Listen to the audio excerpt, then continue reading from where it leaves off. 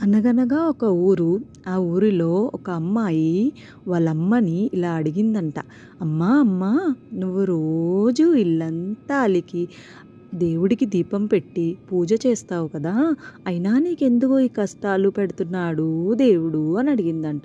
అప్పుడు వాళ్ళమ్మ దానికి సమాధానంగా, "దేవుడు మనకి కష్టం పెడుతున్నాడంటే దేవుడు మనకి మంచి చేయడానికి సిద్ధంగా ఉన్నట్టు అర్థం. మనం కష్టం వచ్చినప్పుడు ఎంత నిజాయితీగా దాన్ని ఎదుర్కోగలుగుతున్నాము, ఎంత ధైర్యంగా దాన్ని ఎదుర్కోగలుగుతున్నాము, ఎంత నమ్మకంగా ఎదుర్కొంటున్నాము అనింది పరీక్ష చేసి చూస్తారు. మనం ఎంత చిరునవ్వుతో ఎదుర్కొంటే, ఎంత మనకు ఓపికతో మనం ఉంటే మనకు అంత ఫలితం దక్కుతుంది" అని వాళ్ళ అమ్మ ఆ అమ్మాయితో చెప్పిందంట.